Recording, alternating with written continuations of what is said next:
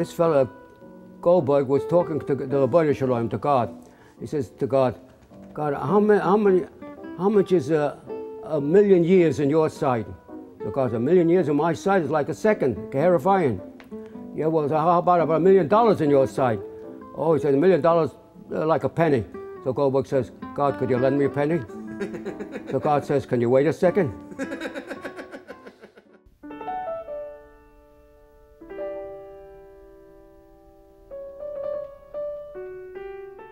All of Upper Manhattan was not really settled until the 1850s, 1860s, 1870s. So this whole area where the synagogue was basically empty for a long time. That's really why the shul was so important, because it helped to build the Jewish community around it. The original name of the shul was Mir Adereth, and it was taken from the Spanish prayer book, because they have a prayer there, Adereth. It's in our Marzo too. And then in a year or two later, they changed it to Adereth. The first meeting of the shul was in a building owned by the Columbia Physicians and Surgeons. They had their own customs, which we use today. The order of service of our shul is still the traditional service of the Bohemian Jews. Even as early as 1863, there was a Hebrew school connected to the synagogue. So education of the local children was very, very important. I was born on 9th Street, 20 blocks from 29th Street Shul, and I was destined to be the rabbi of 29th Street Shul. I love Jewish life. I loved it.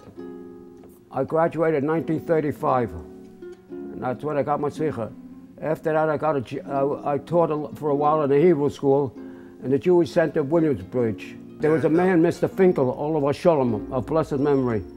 He was a member of this shul because he had his business here. Without my knowledge, he made an appointment with the Board of Trustees of the 29th Street Shul that I was to speak on one Shabbos. I told him, even if I speak, I don't want to be the rabbi. Saturday night after I went back to my home in the Bronx. As I came home, the phone was ringing. I pick up the phone, I didn't even make Havdalah, and Mr. Guzik, he was a Cantor and part-time administrator. He says, Rabbi Kleiman, we just re-elected you as the rabbi of the 29th Street Synagogue. Wait a minute, Mr. Guzik, I don't want to be the rabbi. You have an appointment with the Board of Trustees this Tuesday, 7:30, be there on time. I started to protest, but they hung up on me. I was talking to nobody. Well, anyhow, that Tuesday I come down to see what I'm getting into. And I'm walking around, I come to 25th Street between Lexington and 3rd Avenue. The stickball game going on. And they're short one man. They asked me, do I know how to play stickball? I said, I'm an athlete. So they put me on the team. The first time up, I hit a home run. Over the center fielder's head, the ball went. Past Lexington Avenue. And I remind myself that I have an appointment, 7:30 Tuesday with the board. As fast as I ran around those bases, I ran faster to the shore. I come into the shul and say, Rabbi, what happened? I'm all sweated up and everything. So I tell him about the stickball game. He says, Rabbi, don't let that happen again. When I came here, there was nothing. Very few Jews, very tough to get a minyan. At that time, the newspapers were writing the vanishing Jew, especially Orthodoxy. That's finished and ended. Well, Rabbi Kleiman decided that it's not ended. And that's how we started to build up the shul.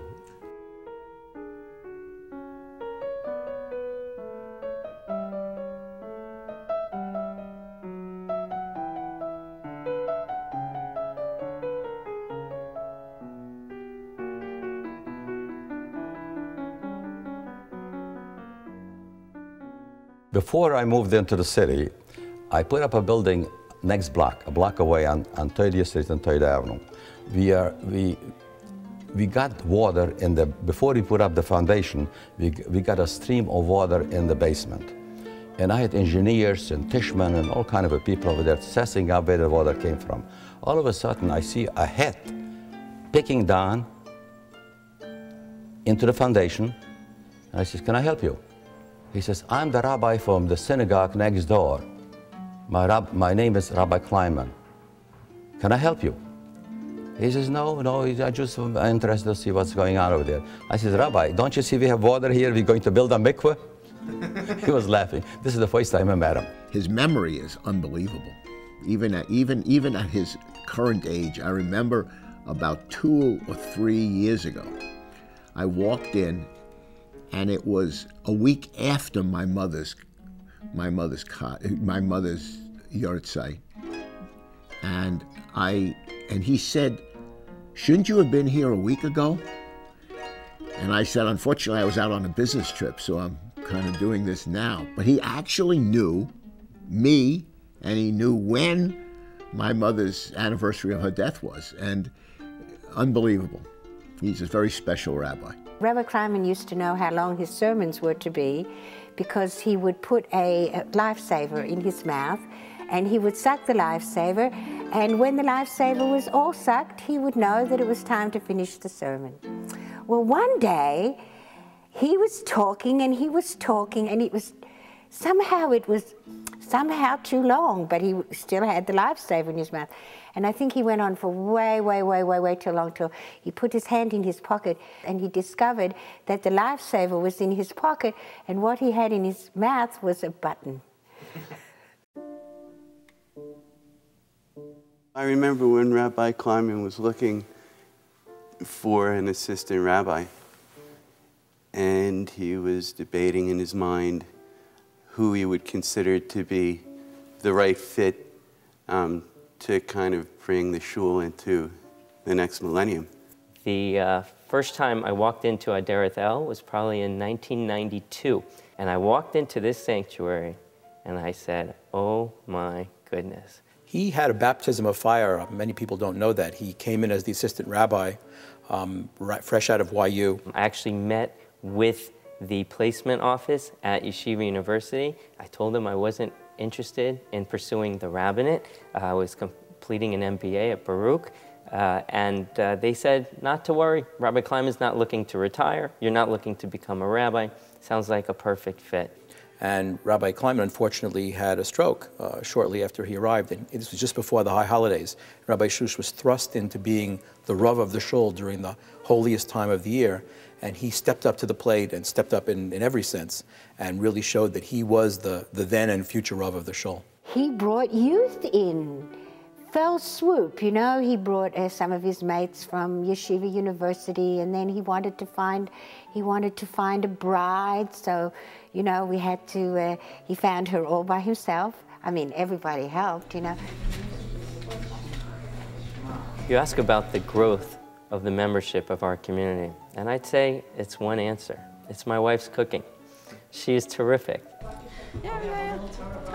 With Rabbi Shlush, they always say behind every man is a great woman. And in this case, it's especially true, as the rabbi and Rebbitzin have gone out of the way to foster an environment of hospitality, care, and concern, from welcoming new members into the community, from simchas to suras. They can always be counted on to be there.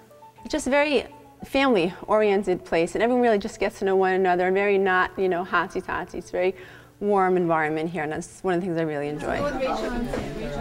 Hello. Hi, how are you? I came in a quiet period, and then I became the president, and with Rav Shlush, we began to take the shul into the 21st century. There are more activities going on here now than you can even imagine. Okay, this is a broken one. Okay, you'll have to share these. Hashem is here, Hashem is there, Hashem is truly everywhere. Up, down, down, right, left, and all around. Here, there, and everywhere, that's where He can be found. Our youngest child was 3 when we first joined here. And it was sort of hard for her to sit up in the main sanctuary. So she could go down and play in the playroom, but we thought it would be fun and that she'd learn something if we also had a children's service for her. That's nice, something with the Torah. No, I don't need one. And we start out by covering our eyes so that we concentrate on there being only one Hashem. The challenge for us is to try to provide something in the service that's for everybody, something that everybody can relate to. And I've been amazed at how well it has worked, and the reason is because of the patience of the children. The younger ones understand that there are times when there are going to be things that are geared towards the older children, and the older children likewise. I love teaching the kids and the kids. I love that. They love me too, I love them. I did not teach the kids much knowledge. I inspired them to love Judaism. I inspired them to be good American citizens. That's why they come to Talmud Torah. That was my main ambition. And thank God, I think when a child became bar mitzvah in our shul, he knew how to say every haftorah, not just the haftorah v'shah. He had to know every haftorah how to say it. And he had to know how to read the Torah. And he had to know how to give a good speech too. The Torah is the creation of the world. It creates every person and everything that there is in this universe. The Torah is from Bereshit to Parshas, from Bereshit to right now Yitro, and more than later. I love the Torah. I love learning about Torah, and without the Torah we wouldn't be able to learn about the Parsha. And without the Parsha we wouldn't have something called a Parsha project.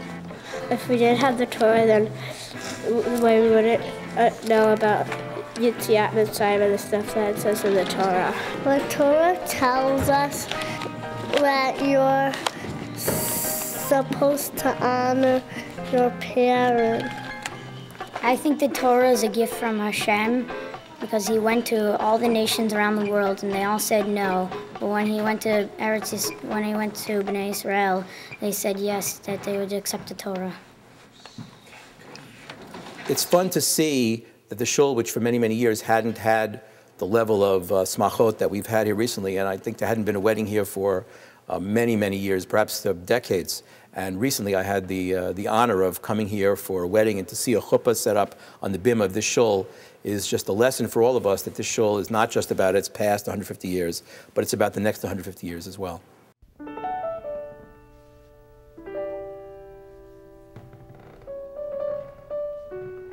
I think the synagogue has an important place in American Jewish history. Let's remember this is the oldest synagogue in New York with continuing services at the same location. Our shul is unique in the fact that we are very centrally located here in Manhattan. We meet people from all walks of life, tourists from all over the world. Murray Hill is in the middle of a very exciting part of New York City, and one doesn't often think of it as a family environment. You walk in off the street, you don't know what to expect, and suddenly there it is in front of you, a real family shul. As we started to come here, it was interesting because people always say that you can never have a real sense of community in a large city, especially a city like New York. And we're very unique in that we do have a close-knit Jewish community here. Congregation Adereth stands as a role model for how in a huge urban environment with people rushing hither and yon, one can have a jewel of an institution that's personal, that's dignified, that has history and traditions, then it also is looking towards the future. I feel at home at Adereth. This is the type of synagogue and the type of a davening where I was used to when I was a little kid in Europe. The plaque over there is my wife's family and my family, they perished in the Holocaust. So every Shabbos morning when I come here, I always look at that plaque. And I feel at home here. We really want to grow the community and grow the shul and provide more services and outreach to the Jewish community. I think resounding in the walls of this sanctuary is the spirit of Judaism to reach out and embrace the community. This place is magic. It's magic. It's God's magic, you know?